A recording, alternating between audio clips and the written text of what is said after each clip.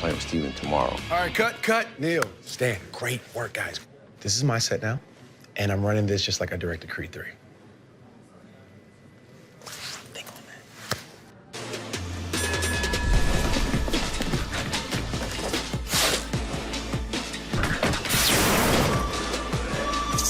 Hot coffee. What is that? Smell it. That's just nasty, Stan. Come on, man. Hey. We don't take breaks. We break a sweat.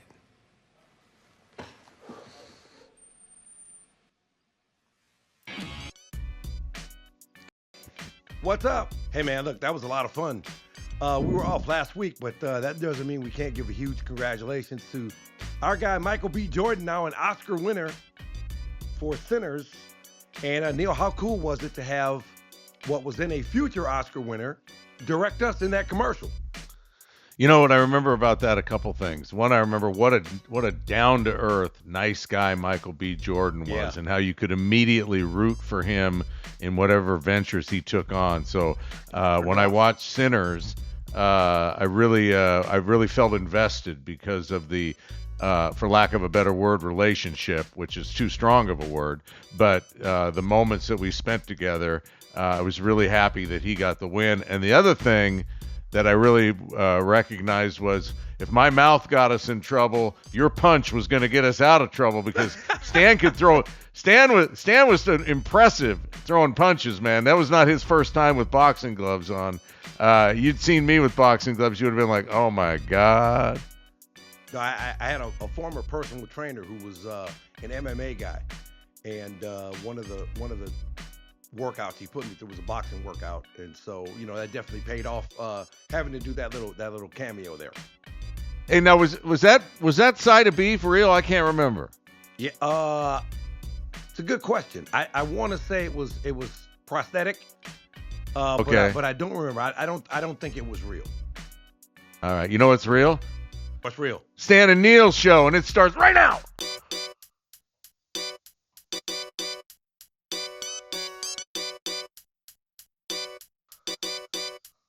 Let's go with Stan and Neil show. The Stan and Neil show. What's up? Welcome to the Stan and Neil show. As you can hear, man, I'm recovering from a bad bug, Neil. It had me down for the count last week.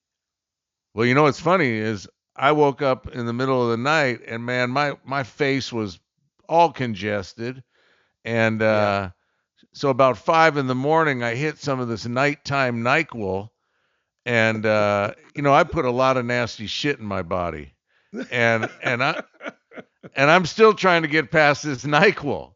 So really? So you're still a little sleepy? Yeah, I'm a little. I feel a little dopey, and okay. usually that's a great show then. Usually that's not problematic. Should be a great show.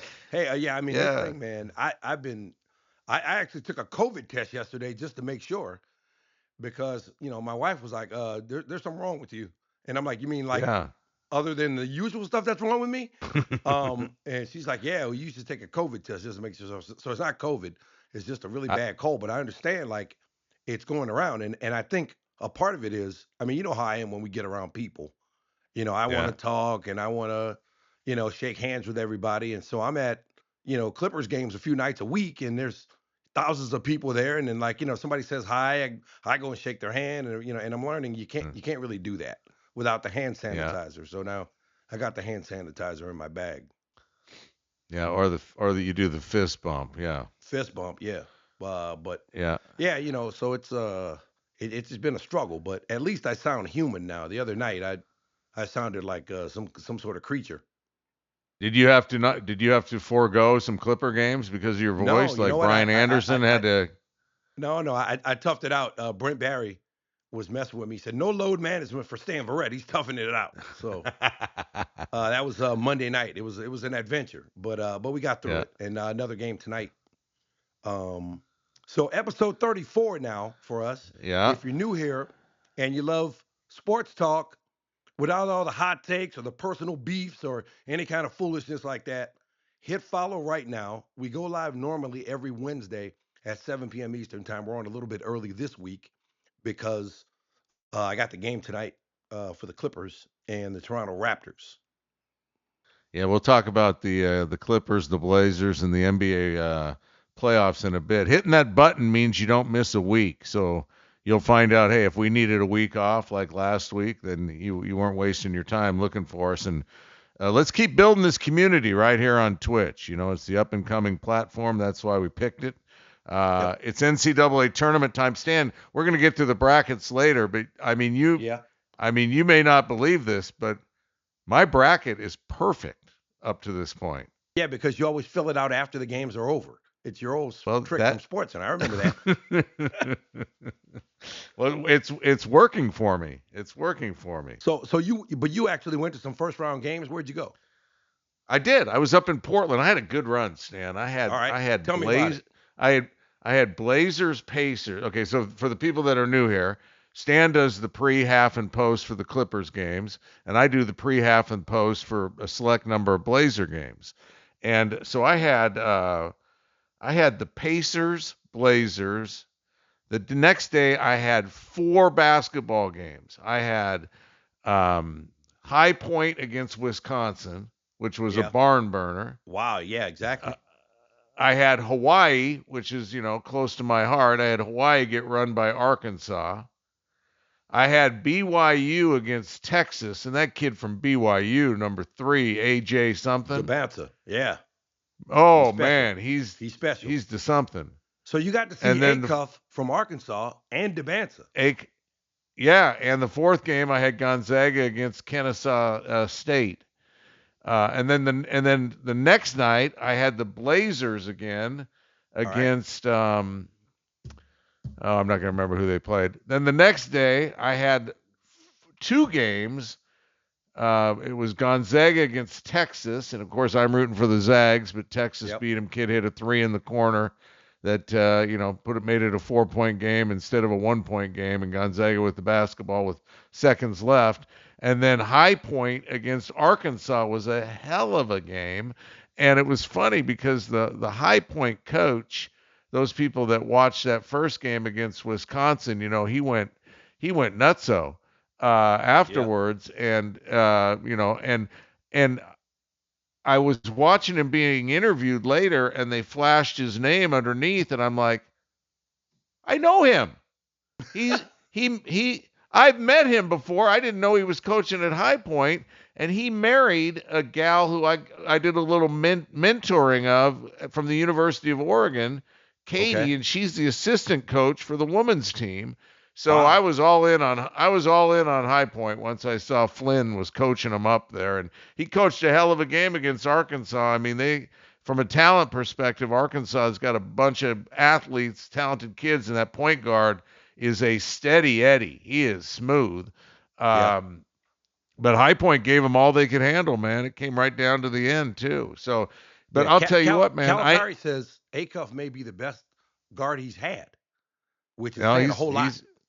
That's saying a lot because he had Derrick Rose. So I don't know that I would say that. I mean, he had Shea Gilgeous-Alexander, right, at Kentucky? And he had he had De'Aaron Fox. I mean, he's had some guys. Coaches always say that the present guy, this is the best bunch. This is the best bunch of guys I ever coached. This team is closer than any team ever. But I went with my brother. Let me correct. Maybe it wasn't Calipari who said that. Maybe somebody else said that. But I heard that discussion. You know what he did say? You know what he did say about making free throws? He said, "We'll make them when they count." back in his Memphis days, yeah. But I mean, hey, that bracket, you got Hawaii and Gonzaga in the same bracket. All they needed was Oregon, and it's the Neil Everett bracket. Yeah, or Arizona because of Tommy Lloyd, who used to coach at Gonzaga. But I'll tell you what, man, watching 4 games with my brother, and we had great seats. But man, by the time that Gonzaga game, that was the 4th game. Yeah. Man, I was basketballed out by about halftime. I was like, damn, this is a lot of basketball for one day, but it sure was fun. Back when we were in Bristol, Perry Clark used to coach at Tulane when I was in New Orleans. And then he left, he went to Miami. And so he would leave me tickets for the Big East tournament. And I'd go to the Big East tournament and do the same thing in New York. And it was just fantastic, to go to the Yeah. Big East tournament and see 4 games in one day. I mean, it was phenomenal. And that's when the Big East was something Was special the Big too. East, right? Right. Yeah. Yeah. Back in those days. Yeah. So yeah, it's All been a right. great tournament so far. Oh, The TV ratings, from what I understand, are really up now. Some people are talking about the way they're rating it this year is actually kind of increasing the numbers. But there've been some really good games. I mean, there've been some blowouts too. But there've yeah. been some really good games. Well, that would have been rough if Siena beat Duke. God, that would have been Oh, that would have been so that would oh have been boy, yeah. so CBS great. would have been like, this is less than a shining moment for us because And no you need, offense to Duke, but just seeing a yeah. knockoff like that would be something, man. But you need Duke for the people who love Duke and the people who hate Duke. Yeah, And yeah, there are sizable viewership numbers in both categories. yeah. It's been it's fabulous every year, and they talk about there's no mid majors that made it, and is for the second straight year, and it's just even though it's funny because we know like the kid for BYU they said was making 5 million, Yeah, maybe 7. And I'm like, you know what? If I let that, if I let that take away from my experience, the only person I'm penalizing is myself. right. And so I just enjoyed watching basketball for what it was. I don't, and that's Kennesaw State dudes aren't making money, and High Point dudes weren't making money, and yet Yeah, the Kennesaw State gave Gonzaga all it could handle. High Point beat Wisconsin, gave Arkansas all they could handle. So it's tainted, but it doesn't smell as bad as some people want to make it out, at least to me. yeah. Look, and in this era, Cinderellas are real Cinderellas now Yeah, because now the big guys are dishing out the cash, like you mentioned, and yeah, so it's a real David and Goliath story now. If a High Point knocks off of Wisconsin or if a Siena knocks off Duke, because of the amount of money involved, and it's just now the players are sharing in that money. But the inequity has always been there. It's just more pronounced now because the actual players are getting the money. And I said this when I went to the championship game, the college football playoff championship game, when Georgia played TCU, was at it at SoFi Stadium. Okay, and I remember looking around and looking at all the commerce that was happening there, all the business being done, all the profit being made from signage in the stadium to all the people in the corporate suites entertaining clients to the television broadcast to everything. And I'm like, everybody's making money here except the guys everybody came to see. yeah. And so they got that fixed, and I don't think it detracts from the product at all, and it doesn't look like viewers think so either because the ratings say, look, once the ball goes up in the air, nobody cares about any of that. They care Yep. about the athletic competition and the achievement of these young men and women playing for their schools, playing for their fan bases, and entertaining us. And if there's anything Americans will invest in, it's our entertainment. We will pay Yeah. to be entertained. Yeah. The dude from BYU making $5 or $7 million, his team played the same amount of games in the tournament as Hawaii. Won. Yeah. And they were Right. gone. Right. Right. Yeah. So So it's yeah. you still got to go out there and you still got to win, and it's still a team Yeah. game. So one guy can't win it all for you. Yep. Absolutely. All right. So who do you like moving forward? Well, I have my final four were Arizona, Iowa State, Houston, and Michigan State. And I had Michigan State beating or losing to Arizona in the championship. Okay. All right. So look, we're going to get back to your bracket later. Yeah. I'm looking at our rundown here. We're going to talk NBA first. Yeah, All yeah. We're right. going to talk where these guys making college money, then they're going to go to the NBA and make real money over a Absolutely. longer period of time. And again, because there is television rights deals and all that, they make, hey man, you got to share the wealth. I was looking at the extension that Giannis Antetokounmpo could potentially get with Milwaukee. 4 years, $275 million, more than a Wow. quarter of $1 billion for 4 years of action. All right, we're gonna hear from Victor Wembanyama because he's talking about the MVP race first. All right, let's talk about our two teams, the Clippers Yeah. and the Blazers in the playoff hunt. So you look at the West standings, Yeah. and best case scenario for either the Clippers or the Blazers are 7 or 8. So would you rather be 7 and potentially face San Antonio, or 8 and potentially face Oklahoma City? Yeah, well, let's as I see the standings up there, seven plays 8 on seven's home court. Right now, that's the Suns and Clippers. The Yep. winner advances as the 7th seed to play the 2nd seed. The loser plays the winner of the 9-10 game. Right now, that's the Trailblazers hosting the Warriors. Winner of that is the 8th seed and would play the top seed. That's OKC. So I think I'm not speaking on behalf of the Trailblazers. I'm just speaking as a Trailblazer fan. Okay. Uh, I think you'd rather play San Antonio if your choices are San Antonio and Oklahoma City, because they just don't have Oklahoma City's got the seat at the head of the table. They're at the head of the table. Right. They're the reigning champions, so San Antonio is not experienced uh, come playoffs the way Oklahoma City is. So Right. I mean, it's really picking your poison. But anything can happen, in the NBA. I remember when Dikembe Mutombo in Denver beat Seattle, and that was an 8-versus-1 way back when, and he was laying on the floor clutching the Yeah. basketball. Yeah. Iconic I'm just shot. real. Yeah, I'm really proud of how well Portland has had so many injuries, so many games lost to injury, the coaching upheaval at the beginning. They're playing some pretty good basketball right now, and Yeah, and they what's don't been have. behind this run? Because look, we were here in LA, Clipper fans, we were talking about trying to challenge Phoenix for that 7th seed. All of a sudden you lose 4 in a row, and there's Portland right in your rearview mirror again. Yeah, Portland's a half game out. Well, they got Denny Avdia back, so he was their all-star, and he had a bad back, missed a lot of games. But on the flip side, they lost Shaden Sharp, so Yeah. those are their top 2 scorers, and I don't know that Sharp will be back. Uh, but And as I've Avdia said has in the come past, back. Sharp Yeah. will dunk on your grandma, your mama, Oh, your auntie, whoever's in the lane, he will dunk on them. yeah. And they're getting some great leadership from Drew Holiday, who's just so steady. I mean, Yep. that's a guy you just want on your team. Yeah. Jeremy Grant's been playing well. Donovan Clingan is establishing himself as one of the better big men in the league in just his 2nd season. And then Tumani Kamara, I mean, he made 9 threes 2 nights ago against Brooklyn, and sure, it's Brooklyn, but still you got to make the threes are the threes. Yeah. It's not like, Absolutely. oh, they're easier because we're playing Brooklyn.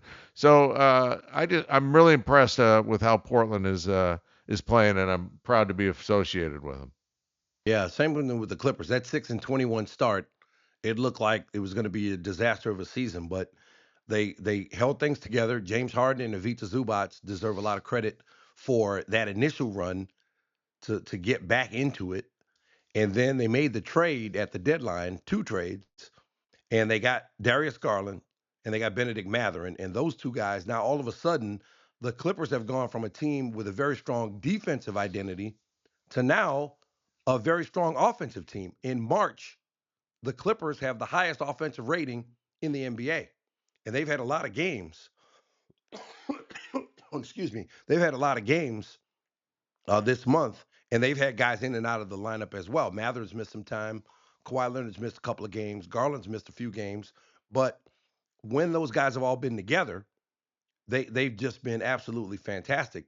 The other night, Garland had 41 and Kawhi Leonard had 34. So when you get Kawhi Leonard scoring 34 and he's your second leading scorer, and Garland's Yeah. knocking down threes the way he's been knocking down threes and just running the offense. I mean, he's a really, really talented player. When you lose a guy like James Harden and you get a guy who can do a lot of the things that he can do, but who's 10 years younger, you really made a good trade. And Cleveland is in win now mode, so I understand they wanted a bigger guard, in James Harden. Uh, Garland's not big enough to take on some of the bigger guards defensively, so they wanted Harden for that. But Darius Garland, man, he is a difference maker offensively. And then the other problem that they had when the team was built around James Harden and Kawhi Leonard and Zubats to a certain extent was when Harden or Kawhi weren't on the floor, they struggled to score. Now with Matherin, that's not a problem. Matherin comes in and he's firing, getting off the bus, and it's been it's been really really good to see that second unit now help out, and then some of the younger guys who were really pressed into roles that they weren't prepared for earlier in the season have now grown into those roles. Kobe Sanders, Jordan Miller. Jordan Miller's a player. I mean, I've been high on him since the very beginning, and now he's got the confidence to get in and make the contributions that he's capable of. And Kobe Sanders is really starting to come along now too. Isaiah Jackson was a great pickup in that Zubats trade with Matherin coming in from Indiana. He's given them some athleticism defensively down low. They, with Kawhi Leonard and Derrick Jones Jr., they've always been a great perimeter defensive team, but now they've got a little bit more athleticism down low because Brook Lopez, good rim protector, but some of these stretch fives and mobile big men, they give him problems because he doesn't move the way he used to, and no one else does either in their 17th season. But I like all the pieces. Like tonight, John Collins had been out for 4 games. I'm sorry for the last game, and then it missed some time before with he had a arm injury, he had a neck injury, and he had ankle most recently, and then Matherin has been out for 4 games with a toe. So now everybody's back tonight. They take on Toronto, really good, solid team. So should be a fun game tonight, and we'll get a look at what the Clippers will look like with everybody there um, for this stretch run, final 10 games and the play-in. Yeah, it's going to be interesting because, like Stan just mentioned, there's about 10 games left. The 1 and 2 are pretty much set. Yeah. 4, 5, 6, 4, 5, 3, 4, 5, and 6 have got a good little battle going.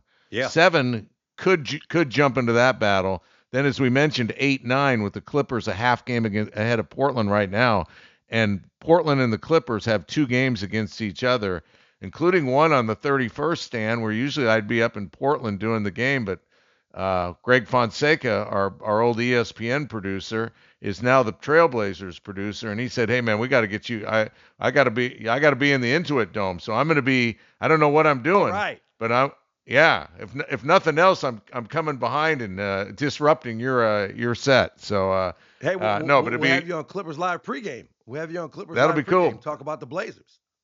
Yeah, and I listened to Jim Jackson yesterday on the radio. God, that guy is good. He's so good. College basketball, NBA, whatever you want to talk about. I mean, it's great. Him and Brent Barry, man. I hit the lottery working with those two guys on Clippers Live pre and post game because, I lose one of them from time to time because they both get national games because they're that good. But I have one or the other, and then when neither one of them is available, I get the legend Mike Fratello, who's going into the Hall of Fame with the Kurt Gowdy Media Award this year. So it's been a blast. My first season doing this, and it's great being in the arena and mingling with the fans, and just chronicling the story of a season. We're in the studio at ESPN for 25 years, and all of this stuff exists on satellite feeds because you're not there, and so actually being there and interacting with the people who make all of this happen has been really gratifying. I mean, it's great to have something exciting and new at this point in my career. Yeah, and see, for my case, for the people that are new, I do the 25 games, but I only do away games. So I'm in the basement of the Moda Center with my partner Michael Holton, who played 9 years in the league, played at UCLA, got great John Wooden stories. He's a great storyteller. He's also a former college coach, so he breaks it down from a coaching perspective, which I find very interesting because he's very educational and he's hilarious. And he's a good dude, but I don't get the fan interaction that you get, and so that's why it'll be nice to actually come to a game, even though it'll be in hostile territory. But I know you won't be hostile to me, so I'm looking forward to that, and it's just good that both our teams are going to make the playoffs, play in some fashion, and get to extend the season, get a little bonus basketball. So we've covered the West. Let's move over to the East. So Philadelphia is getting Paul George back. He had a 25-game suspension for a PED use that he said was a part of a mental health drug that he was taking. He was apologetic in his press conference. That was on Monday. I think we have sound for that, don't we, producer Jeff? I think first and foremost, just give my apology to obviously the city of Philadelphia, my family, my teammates, the organization, everybody that was affected through this suspension, obviously to own up to that as a leader of this group and being brought here to be a leader and help, bring, that edge and a possibility and chance to win here, to let people down, hurt more than kind of anything. Yeah, Philly's currently 7th. They're 7th, Stan. They could climb as high as 5th, but they're just a loss away from being in a 4-way tie for 7, 8, 9, or 10. And we wish Paul George well. I just don't think he brings enough juice to make that big a difference for Philly. Yeah, it's a tight race, as you mentioned. Toronto's 5th, and there's just 2.5 games between them and the Heat, who are in 10th. Yeah. So there's a lot to be decided over these final 10 games or so in the East. Getting Paul George back, you would imagine that it helps. I don't know how much it helps. Tyrese Maxey's been carrying a lot of the load. Embiid in and out of the lineup for Philly. Could they sneak in at 6? Who knows? The Hawks have been kind of up and down. So could they sneak in at 6? Who knows? But we don't know what he's going to bring. We don't know what he's going to bring. Yeah. But if you have the trio of Maxey and Paul George and Embiid on the floor consistently, you got the makings of something really good. But that's the problem, having them on the floor consistently, which they haven't had. So I'm not real. I'm like you. I'm not real bullish on the 76ers. I think the Cade Cunningham situation in Detroit kind of threw a wrench into things. And I look at Boston now. Jason Tatum returning to a team that was already performing at a very high level without him. And I picked Cleveland to win the East, and I thought James Harden would make a big difference there, and I think he has. They won 4 in a row now. They're holding down the 4th spot, and it looks like they're going to be no worse than 4, so they'll get home court. And with Harden and Donovan Mitchell and their big men, you got a lot of pieces there that can work. But Boston is just, man, they do what they do, and they make you have to stop it, and it's hard to stop. Yeah, I was on the Knicks when we picked in the preseason, or we picked before the season started, or opening night. I believe I had the Knicks. I had Boston as a dark horse given the Tatum injury. So they've overperformed. Jaylen Brown is playing at, he's got to be in your MVP conversation the way he's playing. I'm going to stick with the Knicks. I'm interested in Detroit. Cade Cunningham, Stan mentioned, out with a collapsed lung. Did you see where today, I think it was, the MBPA, the Basketball Players Association, is calling for that 65 game threshold. So those people who don't know this, and I'll probably get it wrong, and then Stan can tell me, no, you're not quite right. But which is good to have a backup. So you got to play 65 games or 62, and then have had a catastrophic injury to be considered to make All NBA, all defense, make all defense, get all these awards that they all talk Right. about, get MVP at the end of the season. So Cade Cunningham, I think he's at 61 right now. So they have 10 left. And will he get back in the regular season with this collapsed lung? And what the NBPA is saying is, hey, man, you've got to either amend that or abolish that 65 game limit, and it should be taken maybe on a case by case. So Right. you can look at somebody who was load managing early in the season and say, you know what, had you not been load managing in game 17, this wouldn't be an issue. So no, we're not going to rescind that for you. But Cade Cunningham, you have a collapsed lung. We can't penalize you for something that is that serious that you obviously have to sit out for. So it'll be interesting to see where that goes. But I'm sticking with the Knicks on the East. But what's You great nailed it, is by the way. You nailed it. You I nailed did. it. All right, Yeah. yeah. But you know what it is? It's the NyQuil. I'm telling you. It's funny because before the season started, everybody was really high on the West, and everybody's like, "Oh God, the East is not going." But both, Yeah. with 10 games left, man, both there's great basketball being played, and the results are to be noted. Yeah. Look, I like the Knicks. If your best player is 6'1", though, I don't know if you can get it done that way. You know what I mean? Even if he's Mitchell Jalen Robinson's Brunson. only 6'1". Even if he's Jalen Brunson. Who'd you say, Mitchell Robinson? I thought he was a lot taller, man. No, I mean, I just wonder. I mean, Jalen Brunson. I mean, he's a bulldog. And I'm Yeah. not taking anything away from him, but it's a tall man's game, and Yeah. I just wonder if they can hold up there. And look, I like Boston a lot, man. You listen to when the Celtics played here in L.A.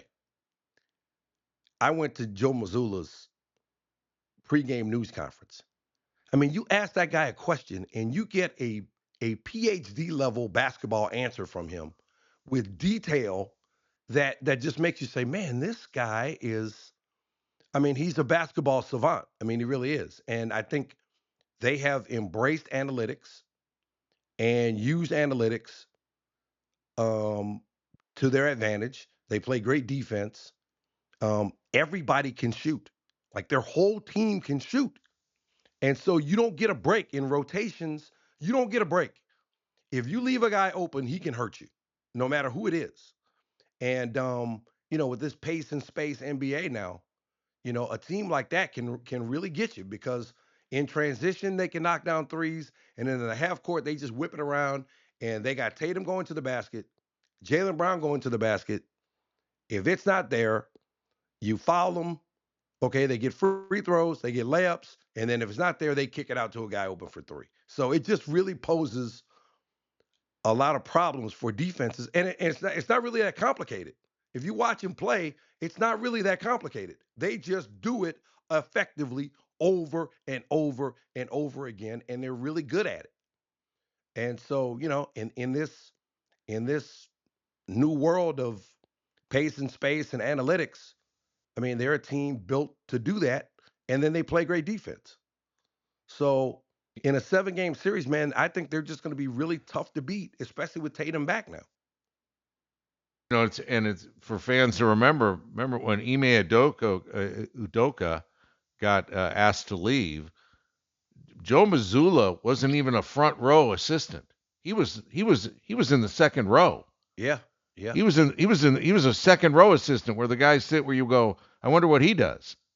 And Yeah. and all of a sudden he gets elevated to the head coaching job and wins the title. And to your point, is impressive on the court and in the classroom, so to speak, when he's talking basketball. And he's an NBA championship coach. You can't ever take that away from him. And he's all business, and I think that carries over to the way his team plays. So I'm really bullish on Boston. I think Boston OKC would be absolutely fascinating. Boston OKC would be fantastic. Now, San Antonio, I still go back to that quote from Victor Wembanyama earlier in the season when they beat OKC 3 times in a row. He said they were downloading data about how to deal with OKC because they figured they were going to see him in the playoffs. And so the data that they got worked. They were able to plug it in and make it work. So that would be a tremendous Western Conference Finals. And if you get the Celtics and Knicks, a lot of people talk about NBA ratings and where they are and did the TV partners overpay and yada yada yada yada. People just don't like the NBA. But if you get Celtics Knicks in the Eastern Conference Finals, and you get Thunder Spurs in the Western Conference Finals, and then whichever of those teams make it to the NBA Finals, you're looking at massive numbers. Massive numbers. Yeah. Because I think the small market thing for OKC is out of the window now, the same way it was with Cleveland or San Antonio, where they're just a great team. So it doesn't matter what market they play in. NBA fans nationwide want to see them play. So I think, and then you got the Lakers, hanging out in there, playing really, really well. Lost their last one, but they were rolling. And then Denver, about as dangerous a 4 seed as you're going to find. Yeah. Yeah. So I think we're headed for a great second round. Once things sort themselves out and we get to the second round, it's going to be fantastic. Yeah, the only matchup I'd rather see than Oklahoma City, San Antonio is the Trailblazers against the Clippers. Hey, I'd love to see that too. Look, Kawhi Leonard said after the last game, they had what was a very professional win against Milwaukee, who just, man, they looked dreadful in that game. Doc Rivers was my buddy. I felt sorry for him. Without Giannis, I mean, they were kind of dreadful. But they had a very professional win. Kawhi Leonard said, look, we got a lot of guys who love to play basketball, and we're not scared of anybody. And so I don't, I like the Clippers' chances. They get into a series with San Antonio. I like their chances better than Oklahoma City. I agree with you there, on that one. So I think we're headed for some great NBA playoffs, man. I really do. And the other thing is, load management, that's out the window when the players when the playoffs get here. You're going to see all the best guys every single night. And I think that's the whole purpose of load management, to get to the point where when you get to the playoffs, you got all your guys healthy and ready to go, and it's a shame for Detroit, the situation with Cade Cunningham. And I hope, first of all, for his health, because a collapsed lung, that's nothing to play with from a health perspective before you get to basketball. But yeah, I think it's going to be great. Wembanyama, you mentioned him downloading data. Now he's talking about wanting to win the NBA MVP trophy.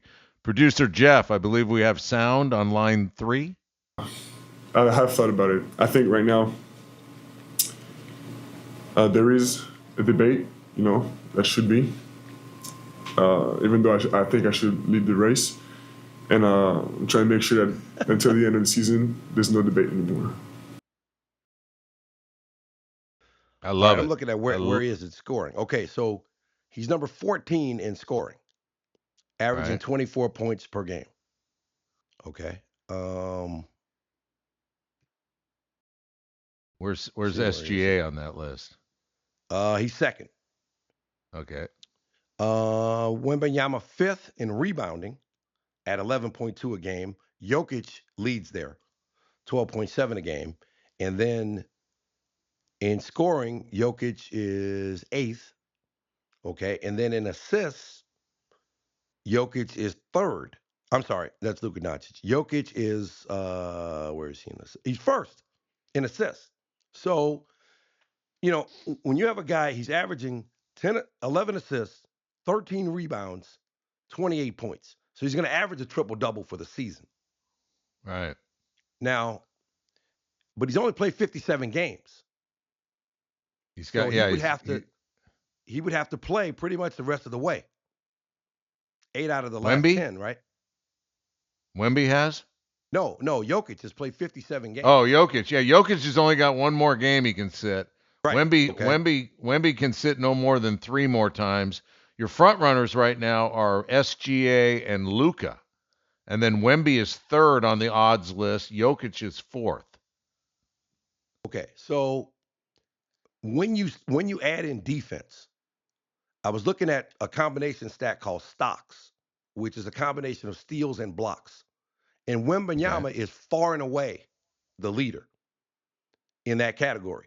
So when you combine his offense and his defense, I mean, he's probably going to be Defensive Player of the Year, I would think. Wembanyama. Scotty Barnes is also in the conversation, but I think it's going to be Wembanyama. I mean, it for me, it's hard to argue against Jokic. I know Denver hasn't had the season that some others may have thought that they should have, and I don't know if he'll be penalized for that because they're 12 games back. What are they? Let's see. Yeah, they're 12 and a half games back, Oklahoma City. Yeah. So you figure that benefits Shai Gilgeous-Alexander because he's the best player on the best team, and he's put up some great numbers. But I don't know. It's hard to argue against Jokic, but Wembanyama's got a convincing argument if you look at scoring, rebounding, and defense. Let's say that SGA, Luka, Wemby, and Jokic are all 21-year-olds entering the NBA. Which guy do you want first? So you got who?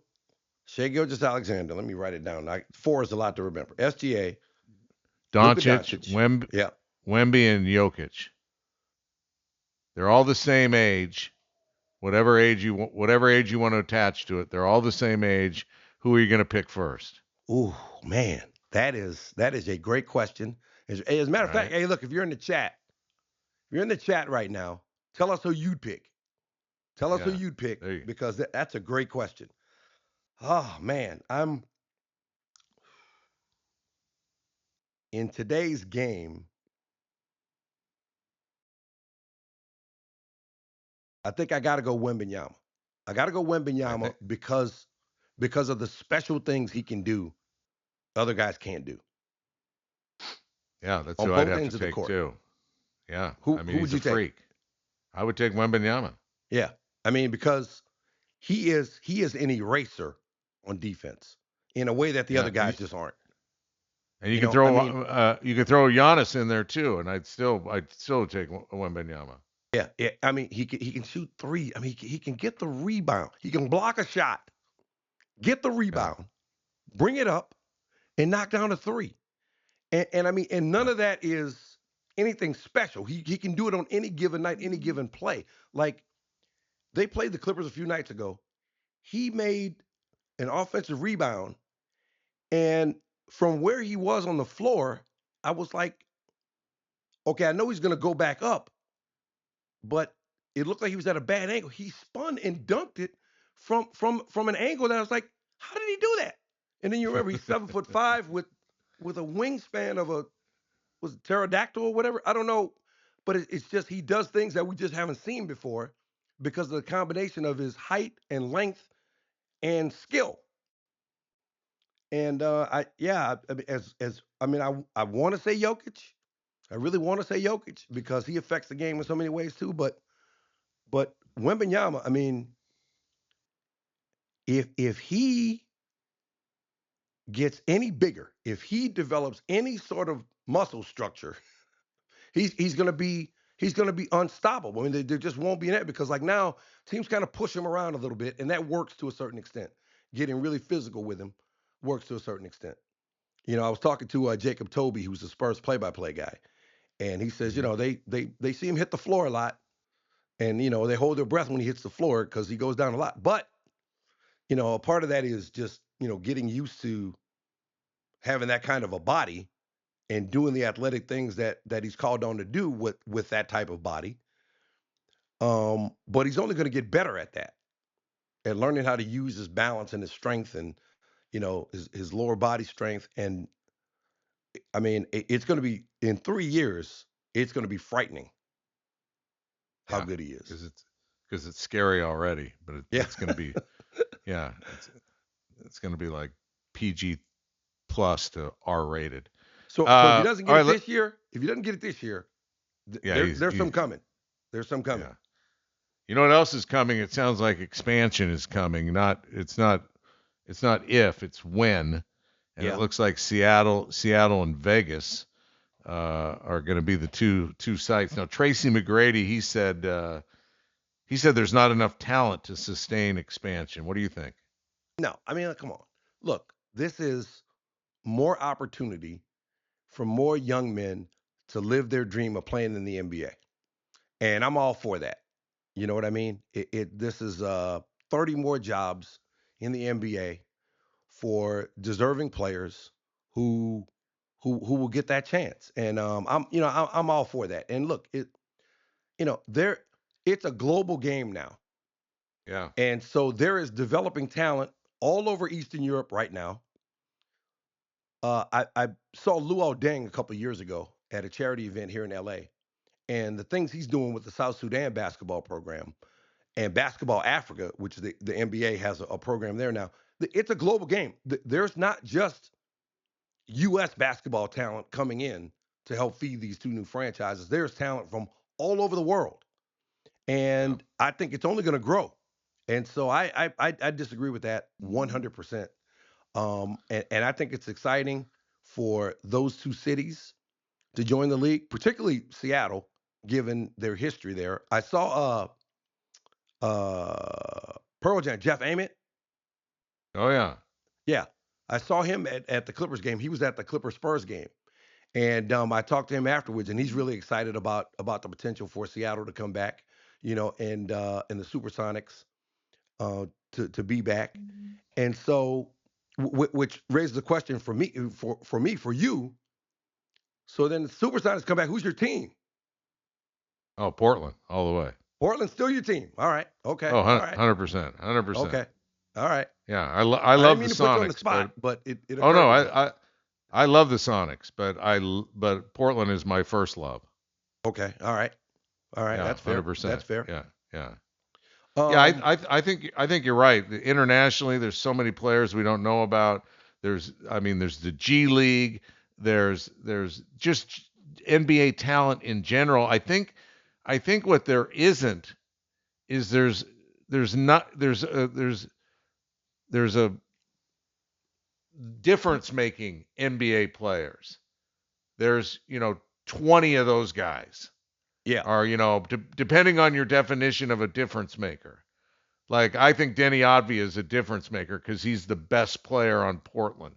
I Yep. think Damian Lillard's a difference maker. So there's two guys from Portland already. So Right. so but let's say that each team has one difference maker. You get a pick. That's 30 difference makers. But so are I'm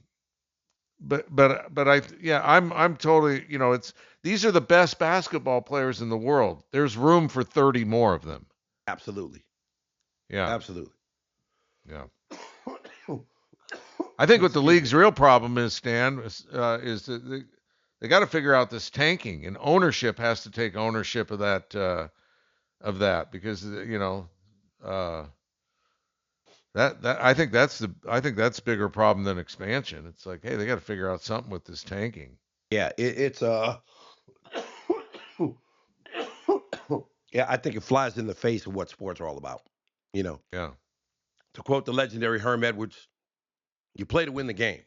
You play and to win the game. yeah, and you should always play to win the game. For where I'm coming from. But it's funny. You talk to fans about this, and I would assume. Excuse me. I was hoping I could get through this. I hit the Robitussin right before we came on, hoping I could get through it without this, but I hit the NyQuil, it and is I'm what it starting is. to fade out. Yeah. What were we talking about? We're talking about tanking, and Oh, yeah, ownership tanking. needs All to right. So, take ownership of that. yeah, you talk to fans, right? And I would think that most fans would be like, "Yeah, I want my team to win." But I talk to some fans like, "Nah, man, have you seen those guys in college right now? We need to get one of those guys." And Yeah. so, do you play to win the game, or do you play to win long term? That's the question. Do you play to put your franchise in the best position from 30,000 feet, or do you go out and try to win every single night? Now, this never used to be a question, but Right. now it is, because if you get, I mean, look at the Spurs. Wembanyama falls in their lap, and it changes everything. Yeah. Or Giannis with Milwaukee, it changes everything. And so, if you believe that DeMonte's that guy, or Darren Peterson from Kansas is that guy, or Acuff is that guy, or Boozer is that guy, then I mean, you want to have a chance to get them. But do you compromise the integrity of the game in order to do it? I mean, it's a very tough thing, because it's one of those issues where I see both sides of it. I still lean toward, look, man, you got to play with integrity, because Yeah. the players who are on the court, the players who are on the court are not going to go out there and intentionally try to lose. So you have to support them. Whoa, this thing is jumping on me again. Hit that vodka. No, it's water. Maybe. Well, maybe it should be vodka. Yeah, exactly.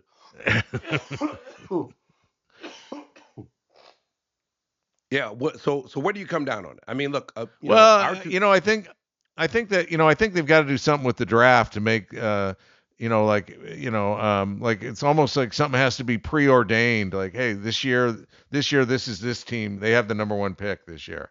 So no matter what you do, you're not getting the number one pick. And maybe it's you take 5 teams and so that would be every 6 years.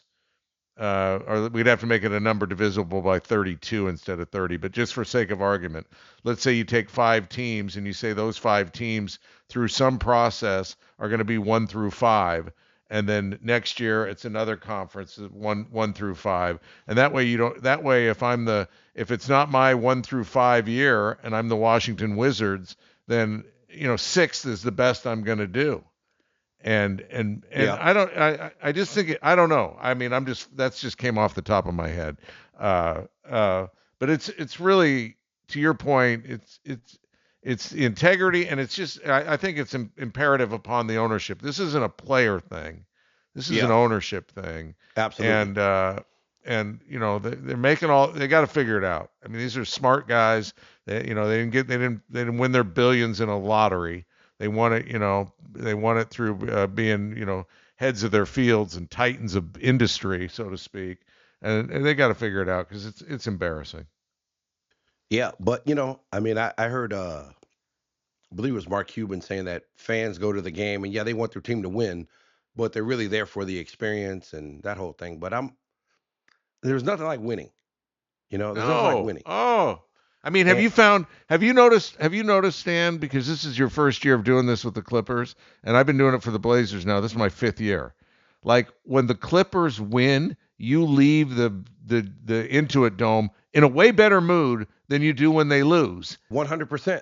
100%. Oh, I'm like, my wife's like, hey, you got to stop taking these Blazer games so tough. I'm like, God, I can't believe we lost. I've only been on 2 road trips with the Clippers.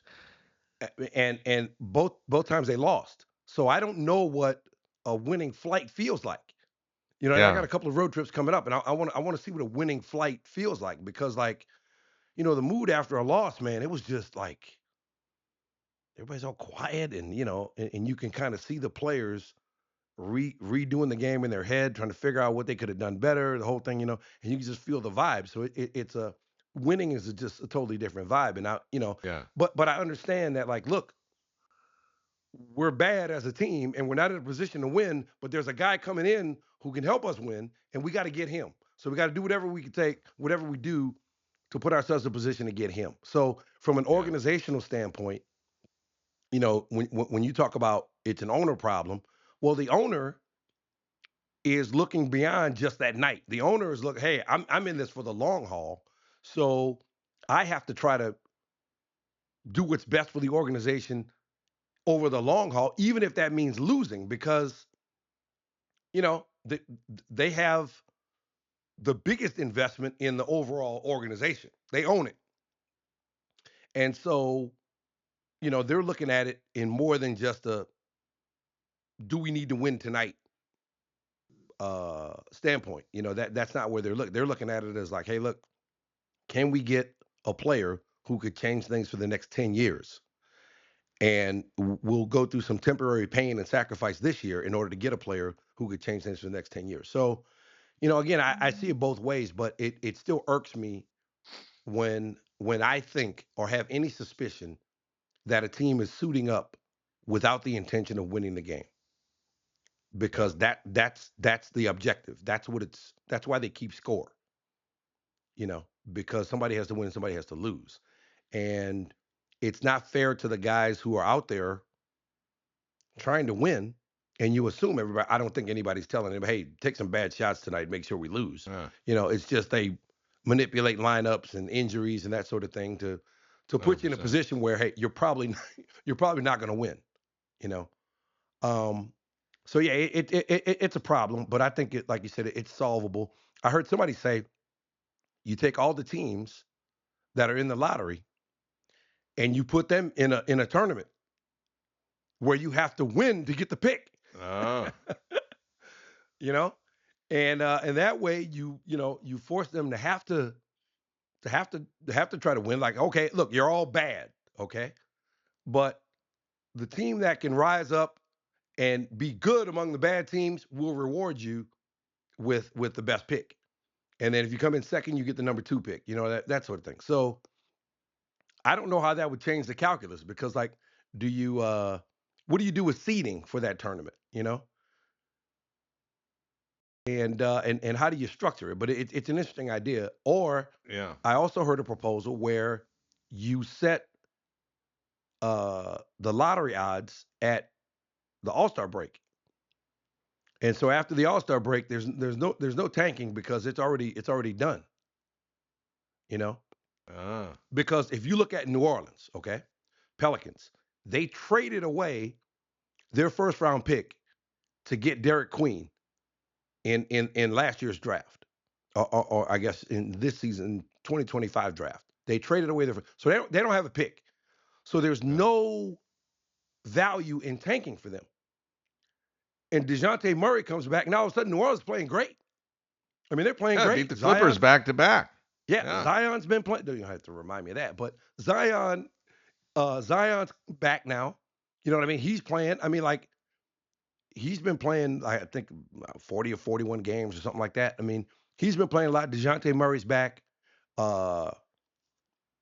Trey Murphy's developing into a really, really, really good player.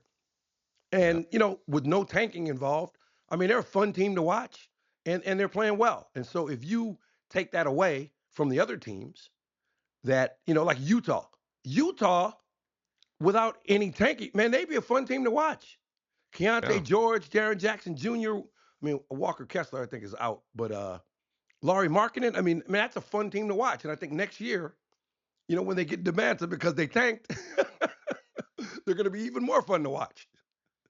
Well, remember they tanked last year, and we're I think mathematically we're supposed to get the top pick and got like the 5th pick and ended with Ace Bailey.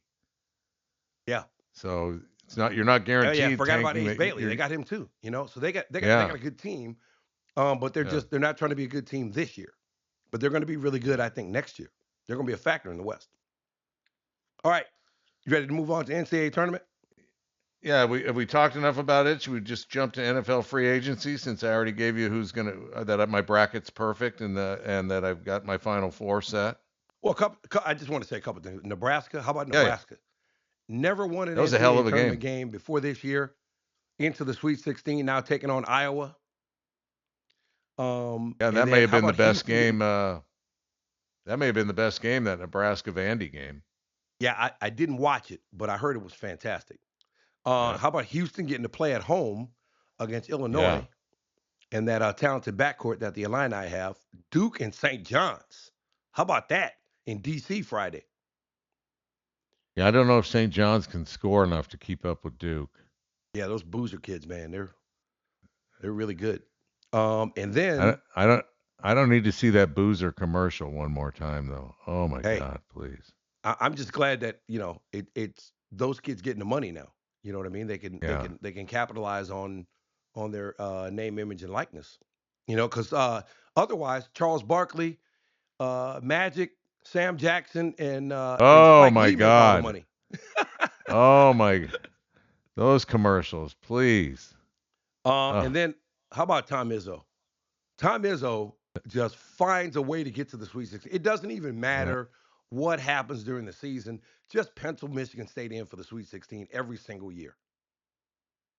You know, Yeah, I got Michigan State beating Duke in the Elite Eight. and that Arizona Arkansas game. Look, Arizona or Duke, probably the best teams in the tournament. But when you got a player like Acuff who can change the game, sometimes you see people rise up. You see players rise up this time of year, and you get a superior performance from one particular player, and it can change things. So we'll see if he can be that for Arkansas against Arizona.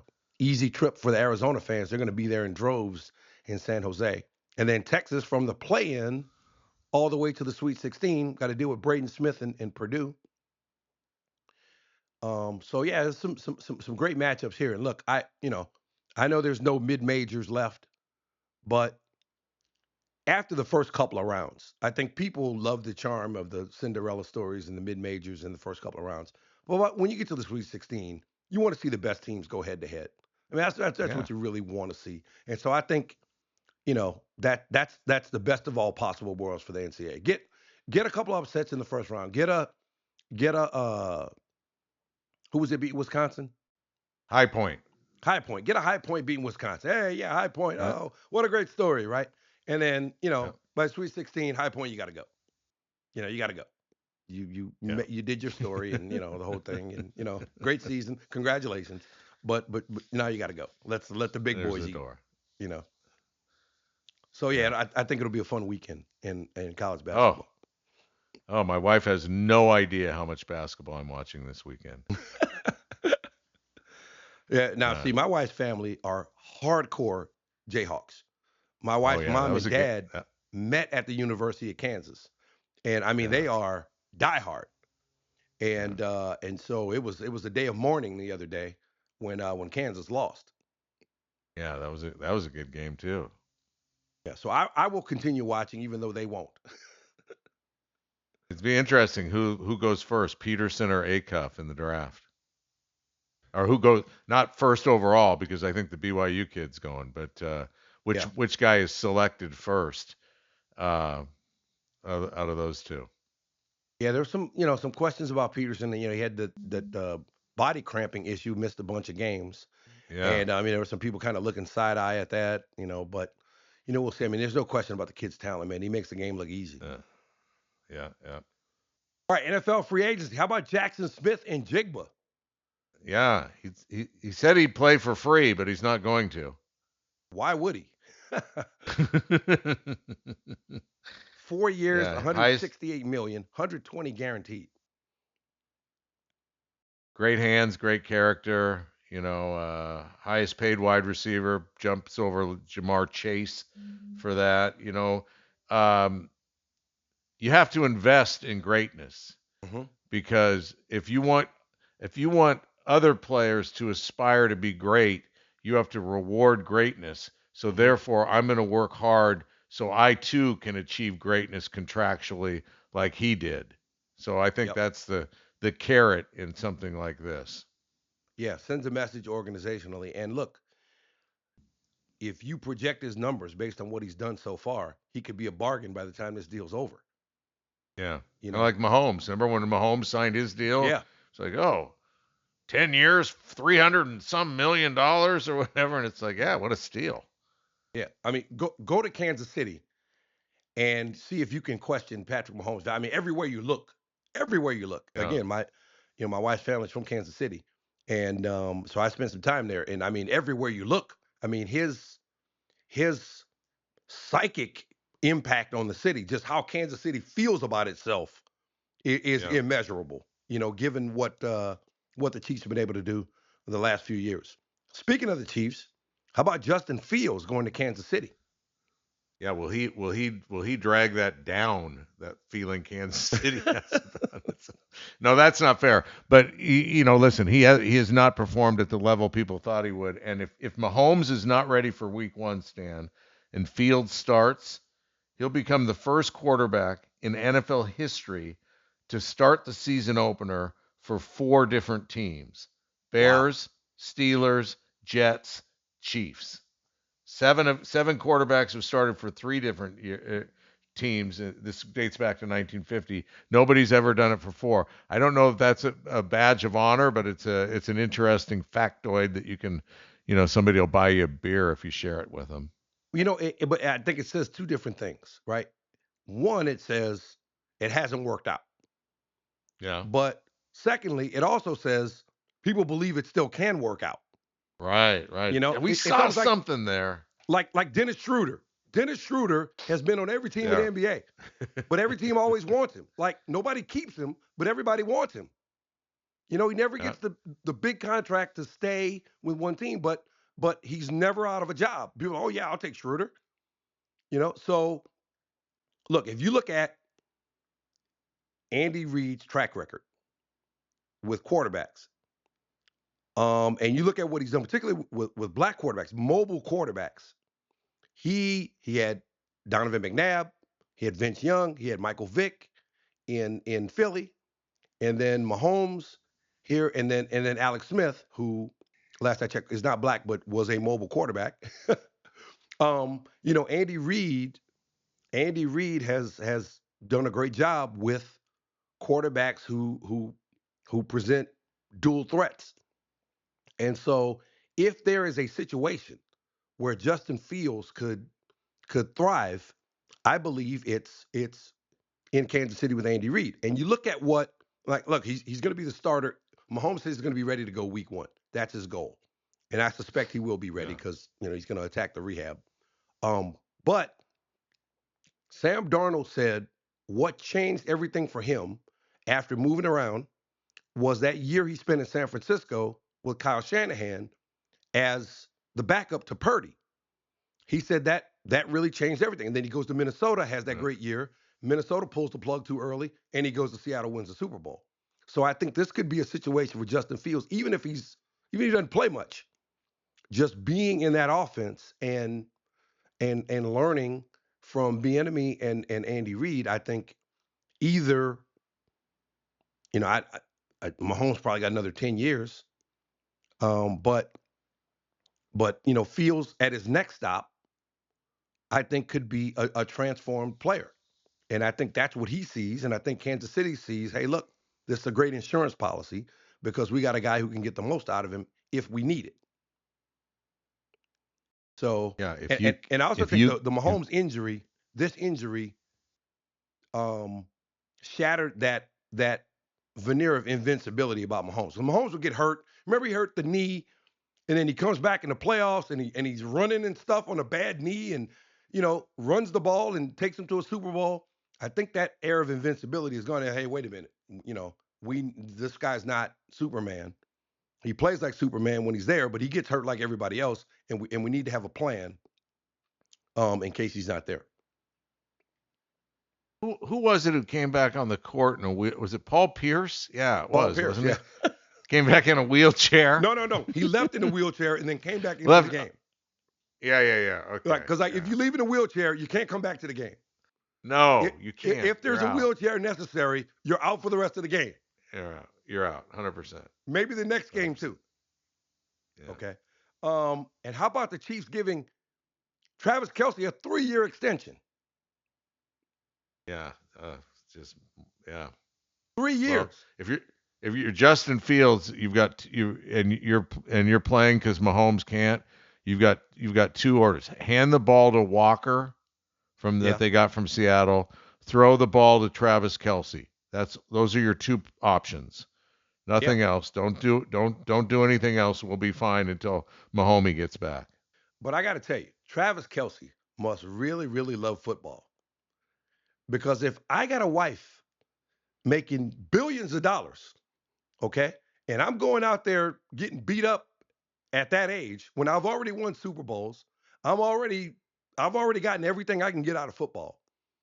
And Going to I the Hall will of Fame. never, ever have to reach in my own pocket to spend $1 ever again for the rest of my life.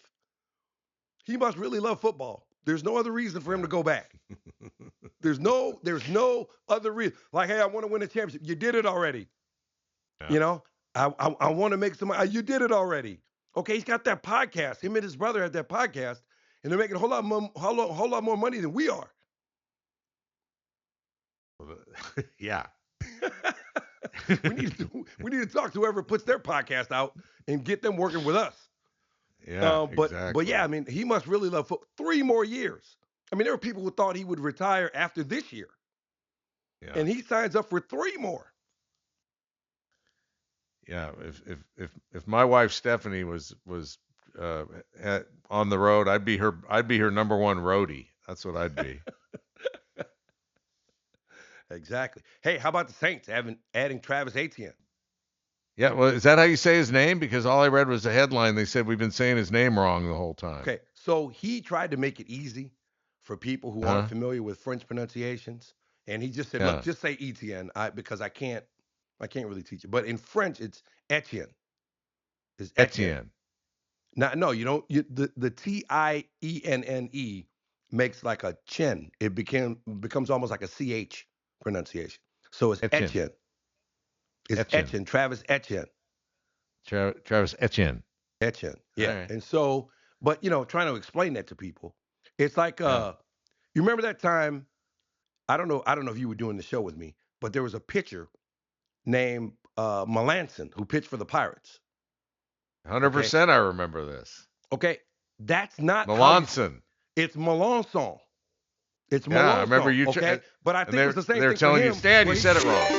Yeah, and so I think he just said, look, just go with Melanson because it's easier. But the correct Francophile pronunciation of his name, and it's of French origin, is Melanson. Okay. Yeah. But I think it's the same thing. Like, look, I can't explain this to you, and the whole thing. So let's just go with Melanson if it's easier for us. Well, it's like when you had to tell Boomer it's not raspberry beret, it's raspberry verret. Yeah, 2 T's in French in general. 2 T's, it's a hard T. If it's 1 T, it's pronounced as A. So if it were Verret, it'd be Verret. With the 2 T's, it's Verret. Hey Stanley, we gotta. I just love puzzles. Is rating our show with a party of 133. So we got a bunch of new listeners, watchers out there. We appreciate y'all. 133. All right, welcome aboard. There you go. Yeah, you got here just in time to hear us talk about video golf, Stan. What is? I mean, that I didn't even know that was a thing until this weekend.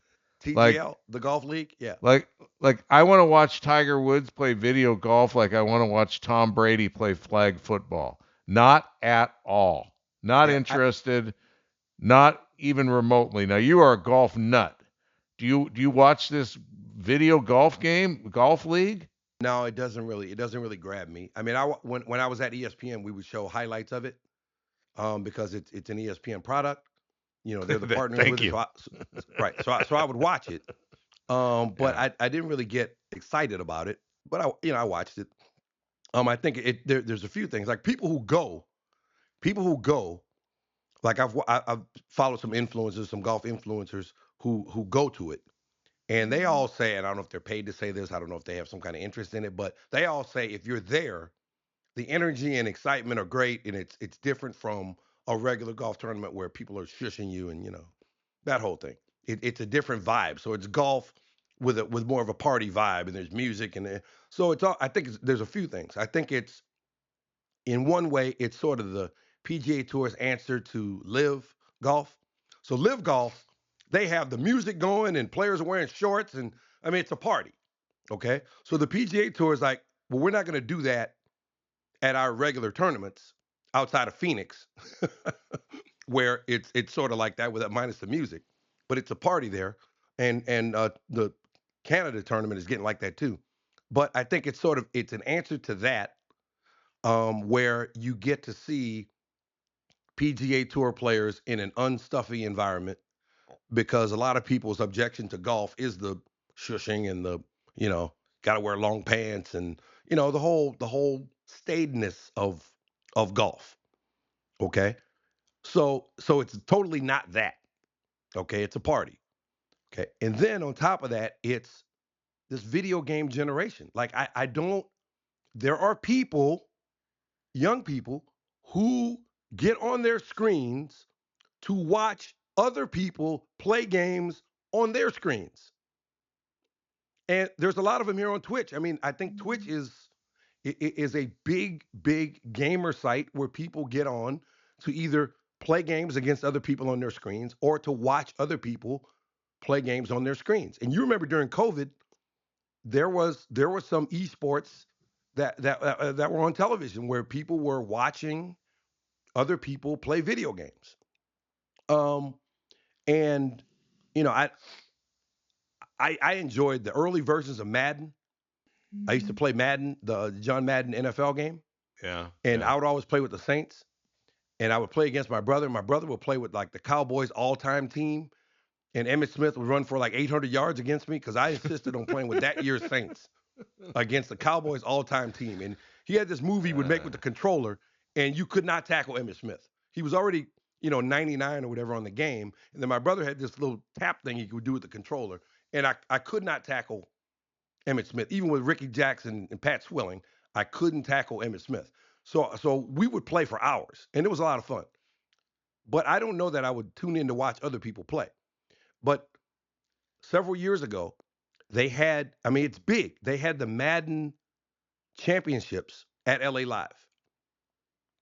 And I interviewed the guys who were in the quarterfinals leading up to the semifinals and the finals. But they had all the quarterfinalists there at the theater right across from our old studio at ESPN. Okay. And so this one kid was like, yeah, I got a girl, and, we got a baby together. And, and she's like, why are you always playing this video game? He's like, and then a couple of years ago, I won the championship and I won $1 million. And now she says, how come you're not practicing? So it's big. It's big. There's $1 million for a video game competition. So I think this is, it's for a younger generation, and, golf could always stand to get younger viewers and a younger audience, and so I think this is a way of doing that and providing, protecting their flank against live for people who think golf is too staid, loosen up. Okay, well, here's your loosen up, because they're chest bumping and, doing all kinds of stuff that, they wouldn't do at a regular PGA tournament. Tip the cap and, keep it moving. But, at that thing, they're having fun. They're interacting with the reporters in a way that they would, during a regular tournament. So I think it's a generational thing. I think I'd like to see the audience for it, because I don't think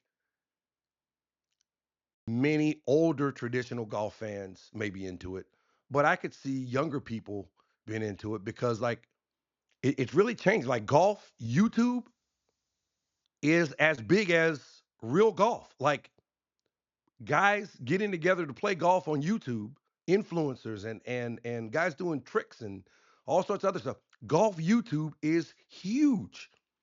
Bryson DeChambeau is going to make a mint off YouTube. Like he'll do things like he'll play from the red tees, which are traditionally the quote unquote women's tees, but now there's no, it's the red tees. It's forward tees, okay? And he'll try to break 50. He'll play with a partner, and they'll try to break 50 from the red tees. And people watch it. Gets millions and millions of views. And so it's it's a different era in terms of consumption and content. And so I think with Live and with the flag football and everything, people are just looking for content that will stick, and they'll take chances. They'll take chances. This might stick, or it might crash. There's very little risk to it. Dre Dog 52 says that virtual golf should be on Twitch. Twitch is founded on people watching people play video games. Absolutely. Absolutely. Yeah. So, Dre Dog hey, also thanks for the shout out on getting the hair off my face. huh? Oh, you. Dre Dog said I had like a string hanging from my face. Oh, I didn't see that. But Dre, that was the NyQuil. Okay. see, now you got me coughing again. Yeah. No, it's Um, it's yeah, it's this I is this I this is the here's what I home. think. This is the home of gaming right here, where we are Here's right what now. Here's what I think. My life is in shambles if I've got nothing better to do than watch Tiger Woods hit a ball into a television screen. Like I need to go to church. I need to do something different. Or as the I, kids say, to you watch need to go touch what grass. Have you heard that? oh Touch grass. God. I need to go smoke grass, okay? Uh, Hey, look, Tom Brady maybe some of the people Tom, watching do smoke a little grass before they watch it. You know, maybe that. Tom Maybe that Brady adds to it. playing flag football sounds like, no, I'd rather do 30 days. Okay? Did, You but can did do you see 30 Joe days or Burrow? you can go watch Tom Brady play flag football. I'm out. I'll do 30 days. Did you see Joe Burrow in that game? No, I Joe didn't see Burrow. Joe Burrow in that game. I wouldn't watch that if it was, Hey, let me tell you something. no Joe Burrow. chance. Joe Burrow took some shots in that game. I mean, like he got tackled, and I'm sure the Bengals were sitting there like, "What is this? What are you doing?" Oh, oh, Because it got really competitive because you know the flag guys were eager to show, you know, hey, this is flag football. It's not your sport. This is our sport. And then NFL guys were like, okay, but we're world class football players. You guys are just some right. So it got really competitive, and it got oh. physical. You know, and Joe Burrow took some shots where I was cringing for him because I'm like, hey man, if that's Tyler Shuck out there, I'm like, no, no, no, no, no, let's get him out. Let's get him out. Yeah. You know, but they're I'm competitive cringing. I'm juices cringing came. that you were watching it. No, well, you know, look, I see a little bit of everything through social media. Like I Yeah, didn't watch the that's game true. itself, but I saw enough clips where I got a feel for what was going on. And this guy, I show Speed, who's I think he's big here too on Twitch. He's He he's is. he's an influencer. I see him over on the list here. Oh yeah, he's big. He Very big. uh he apparently I mean I saw a I couple of should. plays that he made. I saw a couple of plays he made in that game, and I mean I'm like he is fast, and he could play. I'm not gonna say he could play in the NFL, but he could play some football for somebody because I mean he got the ball and he was out of there, you know. So I know he does So all kinds of do you different stunts. do you graduate from the two-hand touch league to the flag football league, or does it go the other way? Well, no, it's good. It's going to be in the Olympics. There's going to be flag football in the Olympics, and you know the Team USA guys were like, look, you know this is a different sport. This is not tackle football. This is flag football, and there are different skills involved, like you know speed obviously and elusiveness, but trying not to get tackled and trying not to get your flag taken, you know, requires two different kinds of elusiveness, you know? And so, I'm just too old. I'm way too get off my well, lawn. wait, here's the other thing. Like, you know, Cam Scatterbo made headlines this week Yeah, there's saying an saying that he didn't Einstein think CTE was real and that sort of thing. Look, or asthma's real. yeah, exactly. So CTE is real. Okay? We know it is So real. is And asthma. Yeah. it's always going to be in the backdrop for the NFL. You know, the NFL is practically bulletproof. But CTE, that thing is still there. You know, it's still there. It's in the background now. It was in the foreground for a while with the Will Smith movie and that whole thing, and everybody was talking about it. It's in the background now, and I think people have kind of accepted. Look, these are adults making adult decisions about how they want to live their lives, and if they're willing to take the risk, that's on them. And you hope it all works out, but everybody involved understands the risk. Okay, it's different from when they didn't understand the risk, and the league tried to hide the risk from them. But flag football gives more people an opportunity to participate in football, which can only be good for the NFL, and it doesn't carry the problem of CTE. So you got girls leagues popping up all over the country. You got, you know, other kids whose parents won't allow them to play tackle football because of the risk of head trauma. They play flag football, and so it's a great initiative for the NFL to keep football top of mind while reducing the risk of CTE and not having to deal with that issue. Because little kids now playing tackle football, there are a lot of parents who are like really, really skeptical about letting their kids play tackle football. Yeah, understood. But the kids still I want to think play. I think maybe the thing is, it's like I'm kind of Tom Brady'd out. Like, like it's just like if it's a flag football league, let it be between flag football players. I don't Well, need the Tom problem is Brady you playing. you don't know the flag football players, so they need Yeah, the NFL players as the draw. yeah, but it's just for the love of the game. I mean, the game itself should draw, right? I mean, I don't know anybody in the Canadian Football League yet. It's on. Yeah, yeah. I don't know But I, anybody I, in I a minor league baseball game, but it's, the park's filled.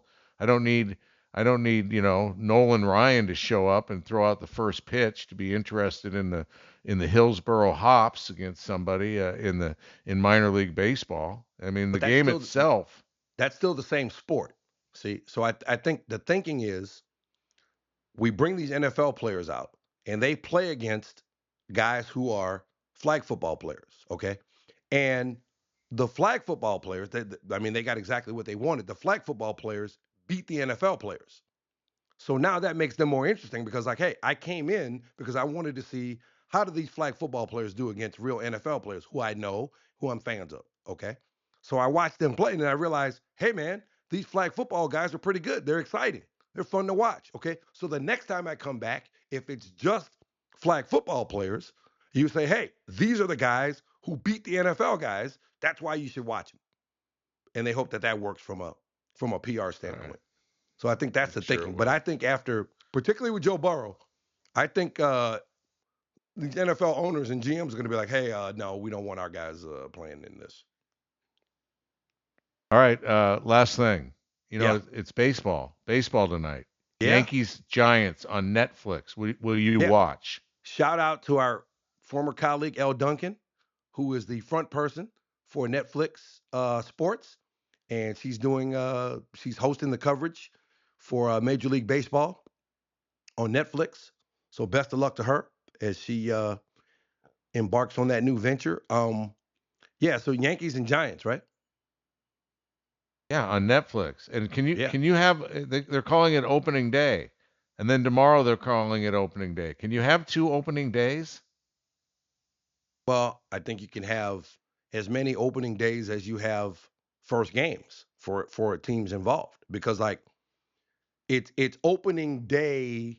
You remember like the last few years they did opening day in Japan or No, or I know or they've or done it, but Korea. I just like, but isn't opening day today? Opening day's not tomorrow. Tomorrow's the first game for the Mariners, but tonight is opening day. Right. Okay. So in the big picture, this is Yeah, opening day, and I think that's a part of what they sold to Netflix. You get the first game. Period. Opening right. day. Okay. Will you But if pay? I'm Will not a you watch this Yankee, game? if I'm not a Yankee fan or a Giants fan, and I'm just a fan of my team, it's not opening day for me. It's opening day. Opening day, if my team's on the road, it's opening day for them away from home. And then home opener is my real opening day at my stadium. So I think they get a lot All of right. bang for the buck on opening day, you know. But yeah, you I sell it to think I think Netflix. You got to sell it as an exclusive for opening day if they're paying a whole lot of money to get in the game. That's what they're paying for. To have the exclusive spotlight for tonight. would you subscribe to Netflix just to get this game? No, I already subscribed to Netflix. No, but if you didn't, would you? No, no, I'm not No. that big of a baseball fan where I would pay just to get baseball. But I mean, Netflix has so much other good stuff that I mean, you already have Netflix, right? Yeah, I do. Yeah. So I Yeah. mean, it's value added for us, but I would imagine there are a limited number of baseball fans who will add this subscription to the growing number of subscriptions that you need to watch sports now, if they don't already have Netflix. But I mean, who doesn't have Netflix, right? Everybody's got Netflix, or they got somebody else's password. Yeah. Hey, this guy Not brought up that a we good point. encourage that sort of thing. Dre Dog. So he's talking about the different. What we're talking about, flag football and real football. He's like the difference between rugby and football, or the difference between boxing and MMA. Right. Yeah. Different sport. Different Right. sport. Okay. Right, but isn't it kind of like when when a boxer takes on an MMA guy? It's like, why are we doing this?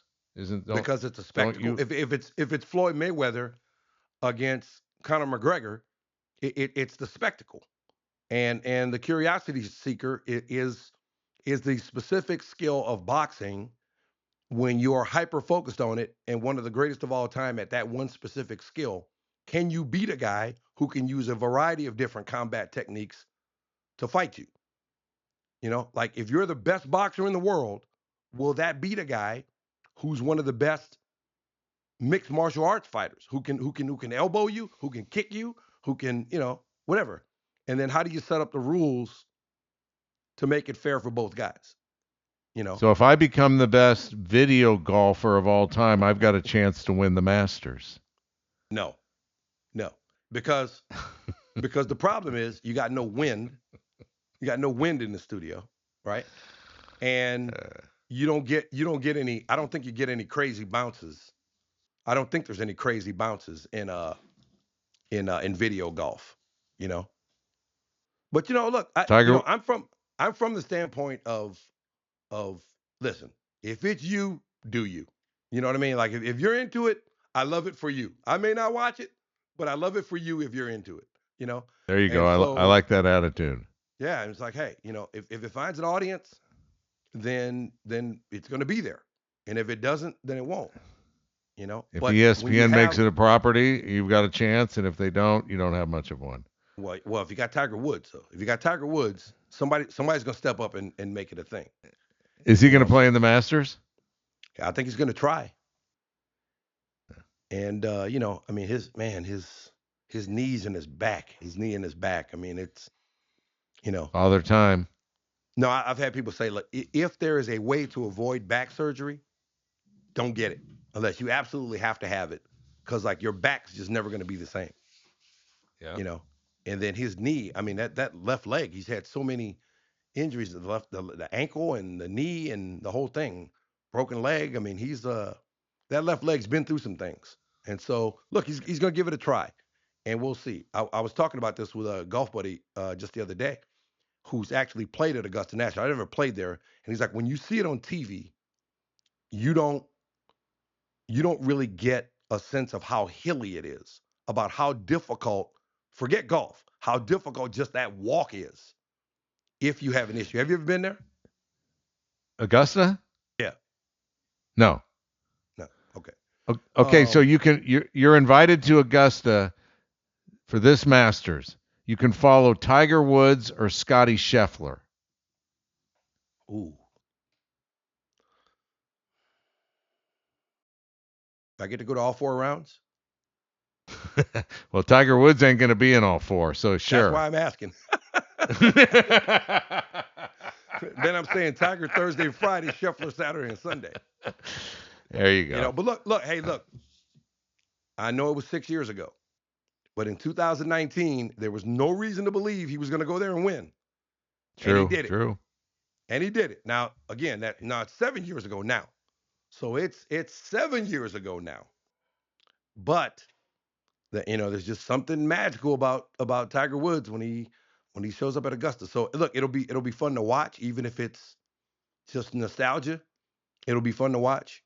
But I have a hard time believing he could really be a factor in it, with the caveat that it's Tiger Woods. It's still Tiger Woods. And his thing is, I'm not going to play if I don't think I have a chance. Now, he could be delusional. He could be fooling himself. But he says, if I show up to a tournament, I'm showing up because I believe I can win it. So if he shows up and he says his body will allow him to play, I mean, we'll see. Because you got to bomb it at Augusta. You got to be a long hitter. But at the same time, there's a lot of nuance to those pitch shots that have to be specifically placed in very small areas on greens. The putting is at an absolute premium, and he's one of the greatest clutch putters of all time. So if his body allows him to hit the ball reasonably well, and he can bring his short game into play, things change. But I don't know if his body will allow him to hit the. I mean, these young guys are they're pounding the golf ball, just absolutely pounding it, and Father Time undefeated. Yep.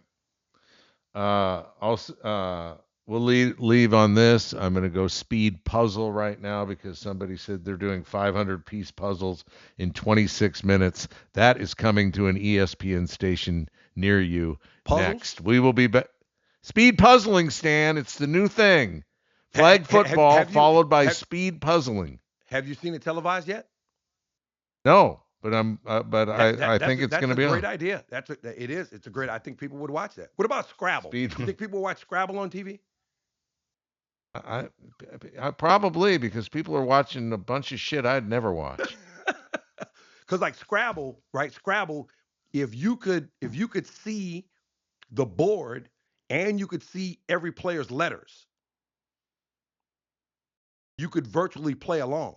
You know what I mean? And that's the key. If you have a game where you're not only watching the competition to see how the competitors do, but you can also play along. And you're like, hey man, you got, congenital right there. If you you can use all your letters and I mean, you can play along. You can play along, but you have to do it where the people competing can't see you tweeting about what words they could possibly come up with. But if you made that interactive, I think puzzling. I'm talking myself into TV Scrabble here now. I was so proud of myself. I came up with genitals, and then you came up with congenital and blew me away. All right, it's time for us to speed on out of here. Go play with our puzzles. Go get we'll some be more back. NyQuil. Yeah, I need NyQuil. I had something stronger. We'll be back next Wednesday, probably 4 o'clock. Subscribe, find out for sure. Producer Jeff, you got anything before we call on Coach D? Nope. Here's Coach. Here's Coach. See you, Stanley. Love you, buddy. All right, man. Love you too, man. See you next week. Let's go.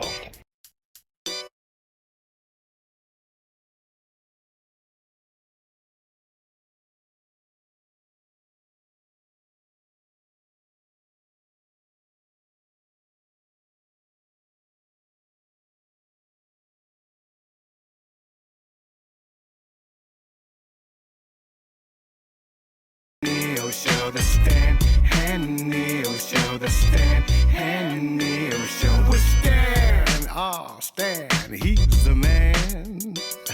And who's Stan's biggest fan? Well, it's Neil. And Neil, oh Neil, he keeps it real. And that's why Neil's the deal. Stan and Neil back together again. Spreading the love with all their old friends. Let's go! Stan and Neil back together for you. Keeping it cool, cause cool's our rule. The Stan and Neil show, the Stan and Neil show, the Stan and Neil show, the Stan and Neil show, the Stan and Neil show, the Stan and Neil show, the Stan and Neil show, the Stan and Neil show. Yeah. All right, let me hear it all back. See what we got so far. So, shout out to Coach D for the jingle, the Stan and Neil jingle.